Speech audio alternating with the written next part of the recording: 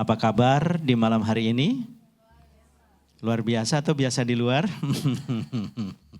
Yang pasti luar biasa. Angkat tangan saudara, bilang saya diberkati. Saya telah diberkati. Saya selalu diberkati. Selama-lamanya saya diberkati. Sekali lagi tepuk tangan yang paling meriah buat Tuhan Yesus. Puji Tuhan. Bapak Ibuku yang disayangi oleh Tuhan Yesus, senang bisa kembali bertemu dan doa saya biarlah semuanya jadi orang yang bahagia. Amin. Karena itu tujuan kita juga, bahwa hidup itu jangan hanya mikirin susah aja. Susah itu gak enak saudara. Apalagi miskin aja. Miskin bukan hanya soal materi, soal berpikir, mindset kita itu juga membuat kita miskin. Dan kita percaya bahwa kalau Tuhan sudah membukakan jalan, tidak ada yang bisa menutupnya. Hari ini izinkan saya menyampaikan satu topik penting buat kita. Temanya adalah best priority of family. Artinya apa saudara? Prioritas terbaik dalam keluarga atau pada keluarga. Setiap orang, saudara dan saya pasti punya prioritas dalam hidup ini. Kalau saya tanya kepada saudara, kira-kira prioritas utama dalam hidup saudara itu apa? Biasanya kita berpikir untuk mencapai sesuatu. Nah, pencapaian apa kira-kira yang menjadi nomor urut yang pertama dalam hidup kita? Karena tidak semua orang punya prioritas. Bingung gitu saudara. Anak-anak yang masih sekolah, SMA, kemudian mau kuliah, tiba-tiba dia bingung gitu. Ini tujuan saya apa sih sebenarnya? Maka tidak sedikit udah kuliah pindah lagi gitu kan saudara. Akhirnya bingung dengan dirinya sendiri, bingung dengan cita-citanya. Sehingga dia tidak mencapai apa yang ia harus capai. Hari ini firman Tuhan saya akan ajak Bapak Ibu saudaraku kalian belajar dalam Ayub pasal 1 ayat 1 sampai dengan ayat yang kelima. Coba kita buka sama-sama, kita mulai saja saudara. Ada apa gerangan dalam ayat yang akan kita baca bersama-sama ini? Ayat 1 saya baca, Bapak Ibu baca ayat yang kedua, ayat ketiga dan seterusnya ya. Cuman sampai 5 ayat saja kita akan bersama-sama membacanya bergantian. Demikian bunyi firman Tuhan. Ada seorang laki-laki di tanah Uz bernama Ayub. Orang itu saleh dan jujur, ia takut akan Allah dan menjauhi kejahatan. Ayat kedua saudara baca 2 iya. Ia memiliki 7.000 ekor kambing domba, 3.000 ekor onta, 500 pasang lembu, 500 keledai betina dan budak-budak dalam jumlah yang sangat besar. Sehingga orang itu adalah yang terkaya dari semua orang di sebelah timur. Ayat yang keempat saudara baca 2 iya.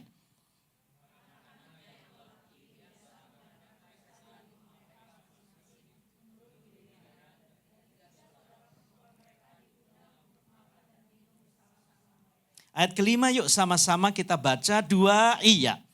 Setiap kali apabila hari-hari pesta telah berlalu, Ayub memanggil mereka dan menguduskan mereka. Keesokan harinya pagi-pagi bangunlah Ayub lalu mempersembahkan korban bakaran sebanyak jumlah mereka sekalian, sebab pikirnya mungkin anak-anakku sudah berbuat dosa dan telah mengutuki Allah di dalam hati. Demikianlah dilakukan Ayub senantiasa.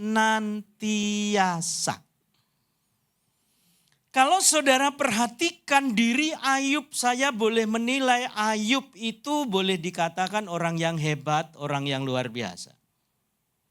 Bicara tentang iman tak perlulah kita meragukan lagi. Bicara tentang kesetiaan tak perlulah kita meragukannya. Bahkan dalam ujian iman pun saudara dia lolos. Sekalipun tatkala ia masuk dalam sebuah ujian, ia menderita sakit dari ujung rambut sampai telapak kaki. Sekalipun istrinya ketika ia sedang lunglai, lemah, lesu, lelah dan dia sedang berdoa, istrinya datang sambil berkata, masihkah engkau bertekun dalam doamu itu? Kutukilah Allahmu dan matilah engkau. Saudara perhatikan baik-baik pertanyaannya, apakah Ayub marah dengan perkataan istrinya yang tidak sopan itu? Ayub tahu istrinya juga sedang menderita karena dia juga menderita. Kalau satu keluarga menderita, saudara boleh merasakan bahwa seluruh keluarga itu menderita. Ayub pun mengalami hal yang sama. Ketika istrinya berkata begitu, lantas dia marahkah? Tidak, saudara. Dia hanya berkata begini, masakan yang baik dari Allah yang kita terima, sedangkan yang buruk tidak. Makanya terlalu yakin saya, saudara, bahwa Ayub itu adalah orang yang hebat. Alkitabku jelas mencatat, ia orang yang saleh, ia orang yang jujur, takut akan Allah dan menjauhi kejahatan. Saya boleh mengatakan prestasi rohaninya top. Bagaimana dengan kita? Wah, Pak Pendeta masih suka bohong saya. Haleluya. Bertobat. Wah, saya masih suka ini Pak Pendeta. Bertobat. Wah, macam-macam lah alasannya lah saudara ya. Kalau kita ukur dengan diri kita bercermin lewat firman Tuhan. Itu kondisi Ayub, keadaan Ayub, kesetiaan Ayub, rohaninya Ayub. Bagaimana dengan rohani kita? Wah, jauh Pak Pendeta. Sebenarnya tidak jauh.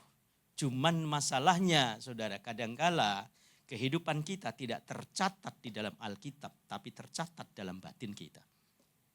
Dan yang tahu keadaan kita adalah diri kita sendiri. Maka Bapak Ibu saudaraku yang disayangi oleh Tuhan, keluarga itu sejatinya kalau dalam pendahuluan bisa diklik, satu-satunya tempat kita belajar tentang yang namanya arti kebahagiaan dalam kebersamaan. Kalau saya tanya, saudara sudah menikah, punya keluarga, punya anak, bahkan sudah punya cucu, saya tanya, saudara bahagia enggak? Dalam keadaan susah masih bahagia enggak? Dalam keadaan sulit masih bahagia enggak? Halo jamaah. Ayo. Kita sharing ya saudara ya. Coba. Saya tanya sekali lagi pertanyaan yang sama. Saudara sudah menikah, punya anak, bahkan sudah punya cucu. Ada berbagai gejolak dalam keluarga, ada kesulitan. Ada berbagai ketakutan dan kekhawatiran. Pada saat kita masuk dalam wilayah itu, saya tanya masih bahagia enggak? Yang masih angkat tangan. Yang bingung angkat tangan. Ya udahlah nunggu penjelasan Pak Pendeta lah. Maka yang harus kita pahami adalah menentukan prioritas dan kualitas hidup. Saudara harus memprioritaskan siapa yang paling utama di dalam kehidupan kita. Dalam kondisi seperti itu, masihkah Tuhan sebagai prioritas yang utama? Masihkah keluarga sebagai prioritas yang utama? Masihkah pekerjaan menjadi prioritas yang utama? Atau pelayanan kita? Kalau kita bertugas di tengah-tengah pelayanan di gereja. Kalau saudara kira-kira prioritas utamanya dalam hidup ini siapa nih saudara? Ya dari tadi saya tanya mah diem aja nih saudara, belum makan kali ya. Pulang kantor belum makan, lemes lagi. Lemes, lesu, lelah. Minggu lalu saya dipanggil Prabowo. Saya dipanggil Prabowo saudara. Nungguin ya. Saya nggak mau. Karena nama saya Julius, masa dipanggil Prabowo gitu. Ya kecelek. Saudara udah nungguin serius nih kali Pak Pendeta nih. Iya nama saya Julius panggil Prabowo ya saya gak mau lah saudara. Haleluya. Tepuk tangan dulu lah saudara. Tepuk tangan. Ya. Jadi saya kasih tahu saudara dalam kitab Ayub pasal 1 ayat 1 sampai 5. Adalah pelajaran kehidupan yang menarik, yaitu tentang apa? Bagaimana kita menempatkan prioritas. Maka pertanyaan sederhana adalah, Apa saja prioritas itu? Dalam ayat yang kita baca dalam pasal 1 ini, prioritas utama kita adalah Tuhan. Katakan Tuhan. Ini menjadi brand utama kita. Dalam membangun hubungan dekat dengan Tuhan, apapun situasi kita, itu tidak penting. Karena yang penting itu adalah Tuhan. Selama Tuhan masih berkarya dalam hidup kita dan kita mampu membangun hubungan yang baik dengan Tuhan, maka di sana ada ketentraman. Bukan berarti pada saat kita mengalami ketentraman lantas tidak ada persoalan masalah. Saudaraku yang disayangi oleh Tuhan Yesus, saya kasih tahu. Persoalan masalah tidak diundang pun dia datang. Karena masalah adalah keadaan yang paling rajin berkunjung di tengah-tengah kehidupan kita. So lantas kita marah sama Tuhan karena masalah yang begitu besar. Karena tidak sedikit orang yang kecewa atas masalah yang ia hadapi sehingga mempersalahkan Tuhan. Saudara, hati-hati kualat. Tuhan tidak pernah salah untuk mengkontrol setiap kehidupan kita. Bilang amin. Tuhan selalu tahu, kita sendiri yang tidak tahu. Hati kita pun tidak tahu, saudara.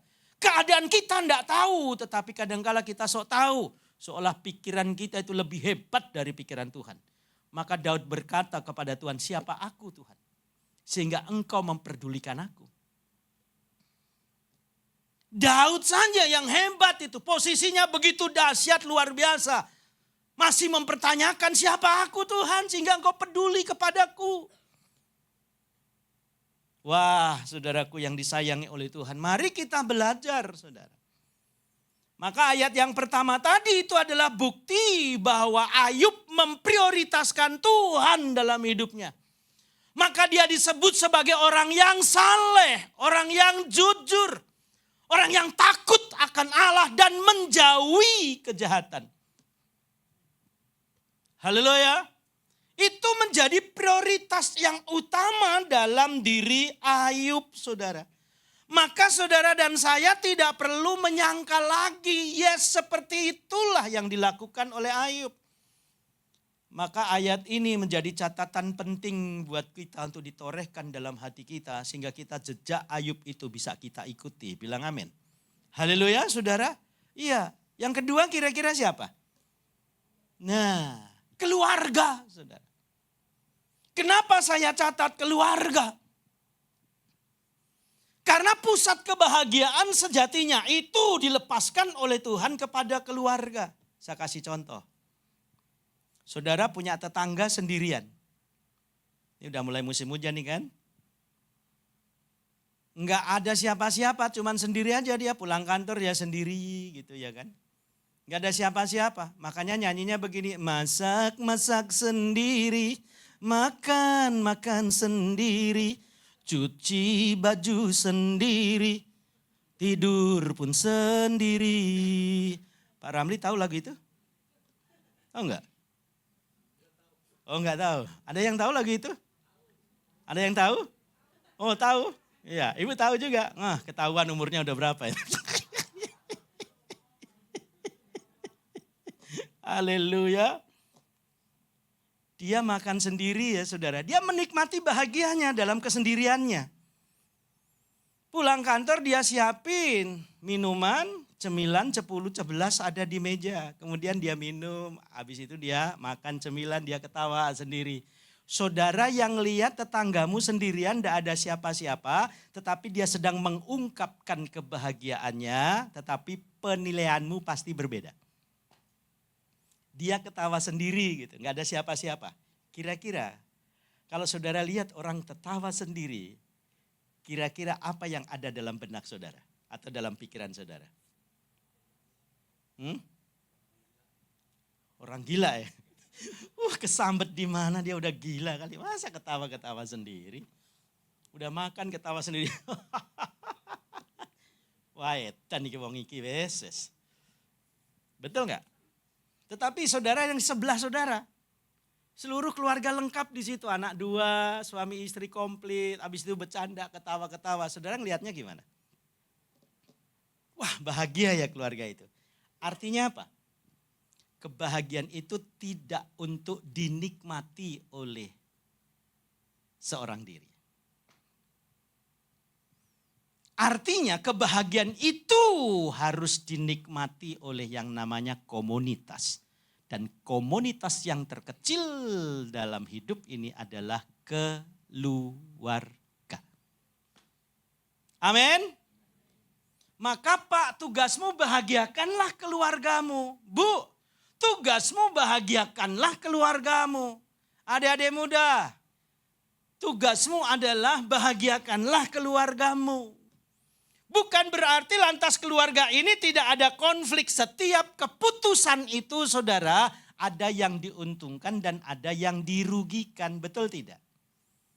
Yang satu bilang, enggak adil keputusan seperti itu. Saudara, dalam hidup ini kuncinya sederhana. Kalau dalam keluarga udah bangun keluarga, suami istri jangan hanya ada tuntutan aja. Suami menuntut istrinya supaya begini. Mami harusnya bisa masak ini. Masak jadi ribut, enggak bisa masak ribut. Setelah masakan udah itu masih ribut, kurang garam lah, kurang asin, kurang gurih dan lain sebagainya. Saudara. Itu nuntut namanya. Istri pun begitu, kalau jadi suami tuh Pak begini. Nuntut aja kerjaannya. Masa tiap bulan pendapatannya cuma segini, mahal amplopnya daripada isinya. Berantem lagi, hanya satu kata beda, T dan N. Menuntut, menuntun, beda satu. Tapi maknanya beda, begitu luar biasa jaraknya saudara. Coba suami istri yang sebelahan angkat tangannya. Nah, coba lihat-lihatan aja suami istri. Halo Pak, halo Ma, gitu. Berikan senyum yang manis Pak, Bu, pada pasanganmu ya kan. Walaupun pada saat tersenyum giginya tidak rata. Ya oke saja. Betul? Sekarang saya tanya nih suami istri yang sebelahan, udah bahagia? Halo, cuman 2 orang yang jawab. Udah bahagia? Nyaris Pak pendeta. Haleluya, tepuk tangan dulu Bapak Ibu Saudaraku sekalian. Yang ketiga itu adalah pekerjaan. Engkau sukses keluargamu, tetapi gak ada kerjaan. Makan angin tiap hari. Berantem pasti itu saudara, lihat ya. Berantem, nih urut-urutannya nih saudara. Kalau baca ayat ini, engkau harus tahu urut-urutan ini, betul tidak? Ya, keluarga. Buktinya apa? Loh, Ayu punya anak 10. Laki-laki 7. Perempuan 3.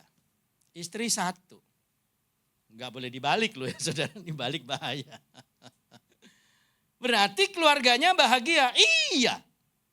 Pekerjaannya gimana? Ayat 3. Ia memiliki 7.000 ekor kambing domba. Waduh saudara. Enggak kehitung lah. Saudara lihat kambing ada 500.000 gitu ya kan. Kambing 500.000. 7.000 apa namanya? Kambing domba coba lihat. Memiliki 7.000 ekor kambing domba. 3.000 ekor onta. 500 pasang lembu. Berarti 1.000 tuh. Belum anak-anaknya dihitung. Wah pokoknya banyak lah saudara. Dan itu zaman itu hitung-hitungan kekayaan adalah pada apa yang dia punya tuh. Karena harga binatang itu saudara mahal. Sampai sekarang aja mahal. Betul? Buktinya apa? 1 kilo daging aja 140.000 1 kilo. Kenapa saya tahu? Karena saya sering belanja. Kalau babi nggak tahu saudara. Tapi masih enggak, masih 90 tuh kalau enggak salah tuh. Kalau dagingnya aja, kalau pakai samcan lebih mahal Pak. Iya, berapa? Oh lebih mahal dong ya. Wah. Hafal Pak Ramli ya. Oh sering belanja juga. Itu aja mahal saudara. Ini coba saudara hitung banyaknya. Wah zaman itu hitung-hitungannya kayak begitu tuh. Udah gak bisa dihitung lah harganya lah. Kalau saudara hitung sampai sekarang bingung sendiri udah gak usah lah saudara ya. Amin. Yang jelas pekerjaannya sukses dia. Sukses. Bagaimana dengan kita? Bagaimana dengan hubungan kita dengan Tuhan? Bagaimana hubungan kita dengan keluarga? Bagaimana pekerjaan kita, usaha kita, bisnis kita? Ada keluhan apalagi habis COVID. Bisnis kita juga belum bagus-bagus amat. Amin. Haleluya. Tapi saya kasih tahu buat saudara. Pada saat kita mampu membangun hubungan dekat dengan Tuhan, Tuhan yang akan lancarkan itu. Asal jangan mengeluh. Dikit-dikit mengeluh, dikit-dikit mengeluh, dikit-dikit mengeluh, nyalain orang lain. Mengeluh kok dikit-dikit, saudara. Halo? Haleluya. Iya, sampai ribut gara-gara itu, ya kan? Karena pekerjaan. Istrinya langsung minta cerai. Masa kita makan angin melulu? Kalau udah begitu kita cerai aja. Nggak boleh, makan angin tetap makan kan? Cuman bedanya kenyang sama kembung, beda. Betul kan saudara? Iya, kan tetap sama-sama makan ya kan saudara? Iya, untuk cerai kita udah nggak cocok lah. Ya namanya udah hidup seumur hidup, sekali seumur hidup kalau udah menikah ya sudah saudara. Ya jalani. Karena waktu pacaran aja aduh tiap hari pasangannya membanggakan calonnya gitu kan. Wah lihat gak pacar gua. Lihat gak? Wah, itu kan masa promosi kan saudara. Pacaran itu masih masa promosi. Giliran udah menikah ya lu Dracula juga lu ngisep darah juga lu. Ya kan? Minta cerai ya udah telat. Makanya suami istri gak boleh ngomong cerai, dosa. Betul tidak? Sudah kita udah gak cocok nih. Ya kalau begitu kita cerai, oke. Tanya sama anaknya, papa sama mama mau cerai. Kamu mau ikut siapa? Ikut mama atau ikut papa? Anaknya nangis, dia peluk mamanya, aku mau ikut mama. Ya tanya anak yang nomor 2. Kalau kamu mau ikut siapa? Saya juga ikut mama. Oke kalau kalian semua ikut mama, papa juga ikut mama. Artinya apa? Segala sesuatu yang kita anggap sulit, kalau kita tahu jalannya, enggak ada yang sulit. Kenapa kita kadangkala suka mengeluh? Karena engkau belum tahu jalannya. Kalau engkau udah tahu jalannya, enggak sulit. Ketika ujian itu datang kepada Ayub dan semuanya habis. Semuanya habis. Yang tinggal istrinya, saudara. Anak-anaknya pun habis, kekayaannya habis. Yang ada tinggal siapa? Istrinya. Udah gitu istrinya nggak support lagi. Haya, icentai pong cecilang kwa. Ku cao san la se seng ku cao kon pui. Yang artinya hanya Tuhan yang tahu. Saudara nggak tahu kan? Ah. Haleluya. Iya, saudara, iya. Belum tahu jalannya. Makanya saudara, petunjuk itu selalu ada di dalam firman-Nya. Bilang amin yang keras. Amin. Iya, jangan dibalik tuh prioritasnya, saudara. Jangan dibalik. Yang pertama apa? Yang keras. Pertama apa? Yang kedua apa? Yang ketiga apa? Dan yang terakhir apa? Nah, kadangkala kita terjebak, kita anggap pelayanan menjadi prioritas yang utama. Salah. Engkau rajin-rajin pelayanan, dikit-dikit pelayanan Senin sampai Minggu, pelayanan.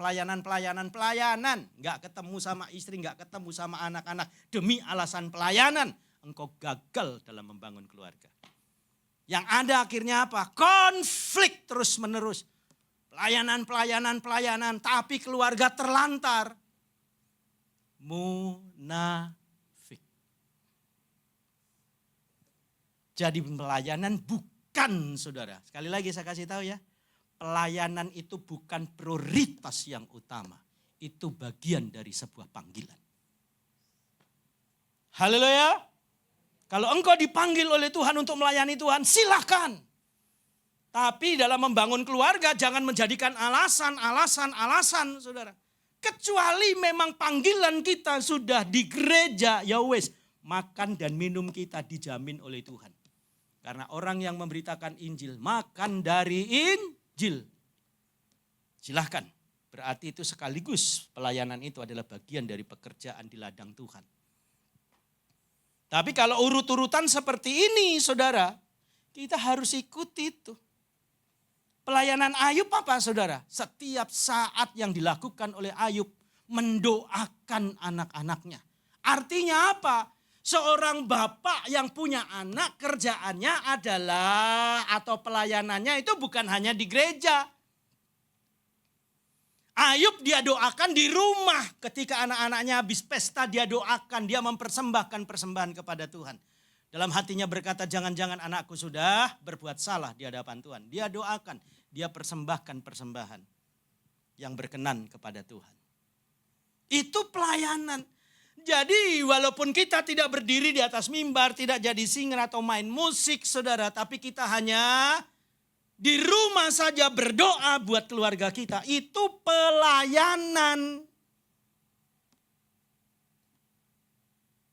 Karena suami dalam keluarga itu tugasnya adalah imam. Tugas imam itu apa? Tugas imam adalah membawa umatnya itu untuk selalu dekat dengan Tuhan. Maka imam dalam keluarga atau itu adalah suami, maka tugasmu adalah mendekatkan seluruh keluargamu itu kepada Tuhan. Itu imam, saudara. Haleluya. Amin. Iya. Iya, bukan hanya suami tetapi istri juga. Berdoa buat suami yang kerja, saudara. Supaya tetap sehat, aman, sejahtera. Peran istri juga, saudara. Dia juga sebagai imam kedua setelah suami. Urut-urutannya itu seperti itu loh. Haleluya. Amin. Amin Bapak Ibu. Ya. Nanti dibaca lagi saudara. Ini bagus sekali ayat ini saudara. Saya renungkan ayat ini. Waduh hebat juga ya Ayub ya. Luar biasa. Orang yang salah, jujur, takut akan Allah, menjauhi kejahatan. Kok kena ujian juga?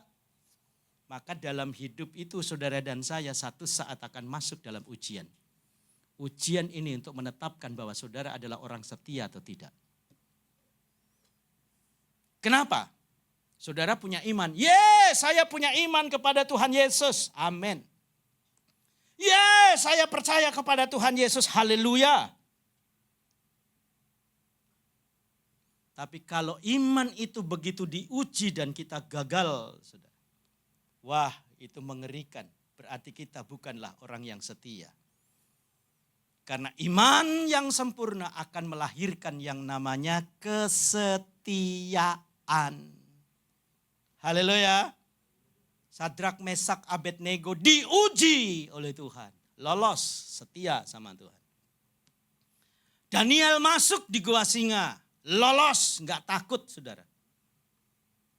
Karena apa? Kadangkala ujian itu taruhannya adalah nyawa kita sendiri. Betul? Amin. Haleluya. Iya. Maka perkuatlah iman itu untuk memprioritaskan Tuhan sebagai yang utama dalam hidup ini. Betul tidak? Betul tidak saudara? Ya. Jadi prioritas yang utama apa? Yang kedua apa? Catat baik-baik dalam hati kita saudara. Yang ketiga apa? Yang keempat?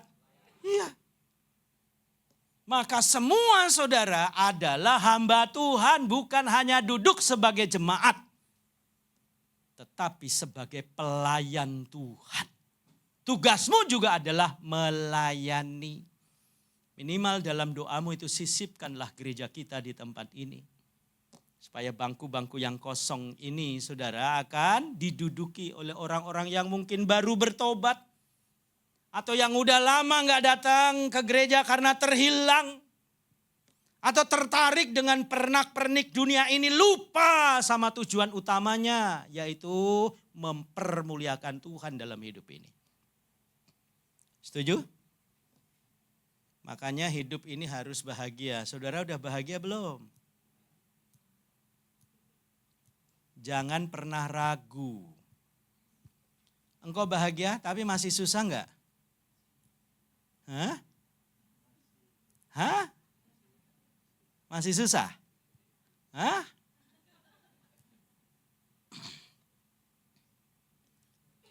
Saudara mau orang jujur, orang saleh, takut akan Allah, menjauhi kejahatan. Persoalan pergumulan itu adalah bagian dari sebuah pertemanan. Saudara bisa saja kehilangan orang yang kita cintai. Karena apa saudara? Itu adalah milik Tuhan, betul? Haleluya. Orang tua kita dipanggil Tuhan, ya. Merasa kehilangan, ya itu bagian dari kehidupan. Belum masalah-masalah yang lain. Dan akhirnya mungkin kita kehilangan orang yang kita cintai sehingga kita merasa kesepian. Kesepian itu bukan dosa, saudara.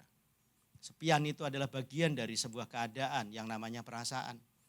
Kadangkala kehilangan itu sungguh menyakitkan, tetapi jangan pernah mempersalahkan Tuhan. Tatkala kita ditemani oleh yang namanya kesepian, maka kesepian itu adalah teman yang tak pernah bisa berkhianat. Kita yang seringkali berkhianat sama Tuhan, halo? Halo jamaah? Betul tidak? Haleluya? Iya. Maka kalau prioritas kita yang pertama itu adalah Tuhan, wah hidup itu luar biasa. Hidup itu luar biasa kok saudara. Coba angkat tanganmu bilang hidup saya luar biasa. Tapi masih ada masalah enggak? Pendeta aja banyak masalah apalagi jemaatnya. Coba tanya sama gembala saudara Pak Daniel sama Ibu. Ya kan? Haleluya. Iya, masalah itu biasa. Coba bilang masalah biasa. Itu bagian dari pertemanan yang harus kita lewati, saudara. Sudah lewati. Enggak mengeluh kan, enggak perlu mengeluh. Saudara pernah lihat pengemis-pengemis di jalanan itu? Kayaknya sekarang jarang ya kelihatan ya. Dulu banyak tuh. Iya. Kalau saudara lihat di perapatan, apalagi dulu saya suka pelayanan ke Kelapa Gading tuh. Jalan Perintis Kemerdekaan situ kan lampu merahnya agak panjang tuh. Tiba-tiba muncul. Om, permisi om. Aku tak mau jikalau aku dimadu. Pulangkan saja ke rumah orang tuaku. Baru saja kau berkata cinta. Kok mau kawin lagi, kok mau kawin lagi. Saudara ngasihnya berapa? Hah? Goceng, haleluya, enggak pelit ya kan. Begitu saudara kasih dia terima, om, tante terima kasih, gitu kan senang. Tiba-tiba muncul yang lain karena saudara dilihatnya enggak pelit, temannya yang lain datang. Dia nyanyi, dalam Yesus kita bersaudara, dalam Yesus kita bersaudara. Dalam Yesus kita bersaudara sekarang dan selamanya. Dalam Yesus kita bersaudara. Om udah om, ngasihnya berapa? Cobaan. Ada yang lain? Ayo yang lebih tinggi. Ngasihnya berapa? Noban. Ada lagi yang lain? Begitu dia terima, dia bilang, om terima kasih. Dia cium, alhamdulillah. Kecewa enggak? Kecewa enggak saudara? Ngapain kecewa? Udah keluar, yaudah ikhlaskanlah itu ya kan saudara. Yang penting nama Yesus dipermuliakan. Tepuk tangan dong. Jadi jangan menilai dari sisi yang buruk. Masalahnya makin runyam. Nanti saudara ngedumel, itu sederhana itu loh ya. Makanya yang punya hak untuk menata hidup itu adalah kita sendiri saudara. Kita sendiri, makanya pelajari baik-baik firman Tuhan ini. Iya ya, biar kejujuran dari Ayub itu menular kepada kita. Kesalehannya Ayub menular kepada kita. Takutnya akan Allah menular sama kita. Dan menjauhi kejahatan juga menular sama kita. Amin. Haleluya. Sampai Tuhan aja lagi membanggakan Ayub di depan iblis sambil berkata, tidak tahukah engkau hambaku Ayub? Orang yang jujur, orang yang saleh, orang yang takut akan Allah, menjauhi kejahatan. Jawab iblis apa? Ya terang aja. Engkau yang memagari sekitar Ayub. Coba cabut pagar itu, maka dia pasti akan menyangkal engkau. Kadangkala saudara, dalam hidup ini ada intimidasi dari iblis yang coba mengintimidasi hidup kita. Dan itu kadangkala bukan yang jauh-jauh, itu ada dalam hati kita sendiri yang mengintimidasi kita. Suara itu datangnya dari mana? dari dunia ini. Kadangkala dari orang-orang yang dekat. Yang nipu saudara itu bukan orang jauh-jauh, yang dekat, yang saudara kenal. Yang membohongi saudara bukan orang jauh, yang dekat, yang bukan saudara kenal. Halo? Yang nyakitin saudara bukan orang yang jauh-jauh, kadangkala orang yang dekat. Betul apa betul? Haleluya. Maka kesimpulannya adalah sangat sederhana. Biarlah pelajaran hari ini membangun kehidupan bahagia dalam setiap keluarga kita. Bahwa prioritas yang utama tadi siapa saudara? Tuhan. Prioritas yang kedua adalah keluarga. Prioritas yang ketiga adalah pekerjaan. Maka kita jangan malas. Dan prioritas keempat adalah pelayanan. Biarlah kita semua menjadi hamba-hambanya yang terus melayani Tuhan dimanapun kita berada. Sukses buat saudara. Maju terus dan Tuhan Yesus memberkati. Amin. Kalau ada sumur di ladang, izinkan saya menumpang mandi. Kalau umur kita panjang, pasti kita ketemu lagi. Cakep gitu kan saudara. Ya kita bangkit berdiri yuk. Coba angkat tangan kita bilang, saya diberkati. Saya telah diberkati. Saya selalu diberkati. Selama-lamanya saya diberkati. Bilang amin yang keras. Amin. Satu pujian yuk. Musim akan selalu berganti. Tahu lagu itu ya? Ayo kita nyanyikan.